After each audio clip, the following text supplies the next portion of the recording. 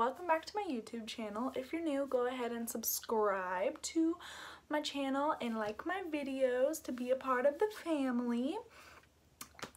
Today I'm going to talk about something that actually a few different people have asked me to talk about, and that is long-term relationship advice. So if you don't know me personally, then you don't know anything about my relationship or how long Dave and I have been together or anything. So that's what I'm kind of going to talk about, and I'm going to tell you how him and I have made it for this long. Okay, so let's go ahead and get started. Okay, so relationship advice. It's a big one. There's so many different things that you can talk about, and I'm only going to get into a few, so bear with me. There's obviously way more things you can do to make your relationship last, but these are kind of things that have helped me. So David and I have been together for 7 years. Next Thursday, May 31st, we will be together for 7 years, and I am going to be honest, it has been hard. It has been really hard, and obviously adding a baby into that doesn't make it any easier. Not saying that I don't love Brinley with my whole entire heart or to get anything confused. David and I love her, and our relationship is just fine even though she's here, but obviously there have been different trials. But I think one of the first things that I want to talk about today is whenever you get into a new relationship and you guys go through the talking phase or whatever, you guys kind of get to know each other. One of the things that people I think about are that you guys are kind of the same. You guys like the same music or movies, or you guys are both outdoorsy, or just think things like that. But I don't think that really goes into it, because honestly David and I are polar opposites. He is I don't know how to say it. He's more like I'm a people person. I am a person that if I meet you, I'm like, hi, hello, my name is Zoe, and I just want you to like me, and I'm loud and obnoxious and goofy. And I've always been like that. When I was little, I had ADHD, so that played a big part in it. But now I'm kind of just loud. And if you ask any of my friends, they know. But David's not really like that. He's actually more quiet and kept to himself. And obviously he opens up to certain people. He opens up to his friends. He'll open up to his family. He opens up to me, and then a small range of my friends. But a lot of people, when they first meet him, they're like, oh my gosh, he's so quiet. And in my mind, I'm like, what? No, he's not. He's so loud. But honestly, he is. He's really quiet. So that's one of the things that I don't think is important, is being the same. Because if you guys aren't the same, then you guys learn to kind of venture out of your own comfort zone to try things that they like. For instance, David enjoys fishing. When David and I first got together, I was like, no, I don't want to go sit and watch a pole sit in the water. Like, that's so boring to me. I really don't want to. But then we went and we compromised. I like picnics, so we brought a picnic basket and we sat and fished, and it was actually so much fun. So now that's something him and I do together, is we fish. And I think that it's really important to know that arguing and going back and forth between you're right and I'm right and all this stuff is normal. Like, a healthy relationship is navigating through your differences. And I think, like, one of the biggest things that people argue about is money. And David and I live together, so yes, money is a big not really a problem, but it is a big topic that we talk about. It's like we split our bills evenly, because I believe that the guy shouldn't be responsible for everything. I believe that the girl can play just as much part, and if we are so into women's rights and women getting paid as much and women being able to do this and women being able to do that, then we should also pull our part at the house. I don't think that they should go out and do the work and the women should be in the kitchen. I don't believe in that. And if you do, that's great, but I don't. So I just think it's important to try to see through the differences, and don't base yourself on your differences. It's you and him, or you and her, or whatever, against the problem, not you against each other. And that's something that I've learned. Like, you guys are gonna get through your fight. You guys are gonna get through this disagreement. It's going to be fine. You just have to have faith in the relationship. And that's kind of just all goes into, don't expect them to be the exact same as you. Don't expect one and the same. And then another thing is like forgiveness. I think a big role in a relationship, a healthy relationship, is forgiveness.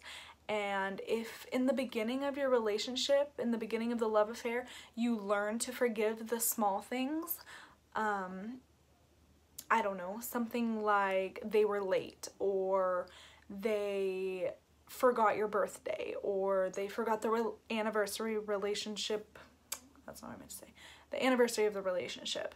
Just like things like that, you can forgive. And then when you guys get older and you guys have been together for a long time, then you know to forgive, and you can forgive the bigger hurts, which will unfortunately occur. There are obviously things that have happened in mine and David's relationships that hurt a lot, and it took a long time to forgive, but we did, and we got through it. And that's just one of the biggest things that I think that you have to be open to doing, is forgiving and listening to their problems and them listening to your problems and talking about it. And don't like play games, don't be children about it, don't give them the silent treatment. And honestly, I do. Sometimes I get so mad or I get so irritated that I just kind of give David the silent treatment. And honestly, what does that solve? You're going to bed upset, he's going to bed upset. So why? So I think that you should be open to talking about the problem, facing it head on, and being able to forgive. That goes into just kind of forgiveness. That's one of the major things in any relationship, is forgiveness. You have to be able to forgive somebody. You cannot be stubborn and just think that you're right all the time. Another thing is sex. Yes, the big, oh my goodness, what are we gonna talk about? It's gonna be, oh, it's gonna be so PG-13 or rated R. No, it's not gonna be like that.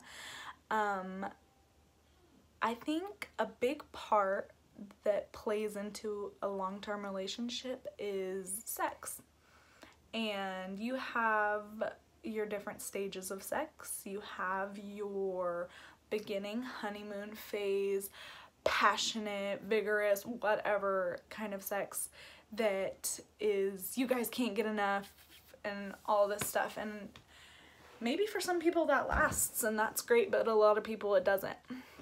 And then you get into, you guys have been together for a while, obviously sex makes babies, so then you get into that reproductive sex, which you don't take as seriously as making it pleasurable. It's more, let's make a baby. And then you have your, what I call snatch sex, where after the baby you get it in wherever you can, because the baby is the new 411, the new go-to. He gets all the attention. You guys don't really get a choice between that. And then you have your long-term regular intimacy. And I think that one of the biggest parts about having a healthy sex life is obviously listening to the other person and making suggestions and spicing it up or whatever you want to do. But I don't think that you should make it a, oh my god, we have to, we have to plan it, it has to happen, otherwise we're not healthy, blah blah blah blah. I don't think that you should. I mean, there's some people that are married for a long time, they don't really want to be with their partner anymore, so they kind of just schedule this this time every night we have sex to keep it going. And that's not what you should do. It should be always passionate, always romantic, always spontaneous. Another thing is, I think that you should always appreciate life. You shouldn't freak out about the fact that your bills didn't get paid. I mean, obviously make it a priority to pay your bills, but don't freak out on the fact that this bill is late. I'm so stressed about money. There's no food in the kitchen. We don't have money to do this. We don't have money to do that. I can't spend money on my credit card. I have so many bills to pay. All of these different like troubles. I think that it's important to set yourself back for a second. Like step back and just look at the situation and realize that if you and your significant other and your baby, or you don't have a baby, just you guys, go out and even just go to the lake and watch the sunset and just laugh and breathe and don't freak out for that minute. You're not going to get kicked out of your house in that second. You're not going to get kicked off of your credit plan or whatever. You're not going to have really bad credit just because of this 1 minute. You always have a minute. Obviously, don't take advantage of it. Don't be like, oh, I haven't paid my bills, but I don't want to. I think that we should just go do this anyways and blah, blah, blah, blah, blah. I don't think that you should do that, but I think that you should take a step back and appreciate the fact that you're living. You're here. You have an amazing significant other. You have a house, a roof over your head, food, clothes, a baby, whatever it may be. You have blessings, and you need to count your blessings because you don't know at what minute they can be taken away from you. So go to a place that you can relax and breathe and just laugh. Just laugh about whatever, make funny jokes, anything. Just forget about the troubles for a minute and realize that you are blessed and you have an amazing life no matter who you are or where you are. You're here, you're alive, you're kicking, you're breathing. And that isn't something everybody can say. Obviously, they'd be dead. But you know what I mean. Another thing that I think is very important is if you invest in your other person's family. David and I love each other's families. We have a mutual love. His mom and his dad and his sisters and his sister's kids, they are my family. They are loves of my life as much as David is. I love them and they have done so much for me, and even if they hadn't done anything for me, they are amazing people and I couldn't imagine my life without them. I love them so much, and obviously I can't really speak for David, but I know that he loves my family just as much, and we both play an equal part in whose family we go to for holidays and stuff. So it's not really ever an issue as long as you guys are working as a team, working together all the time. There shouldn't be anything that will tear you apart. And lastly, I think the biggest part in any relationship,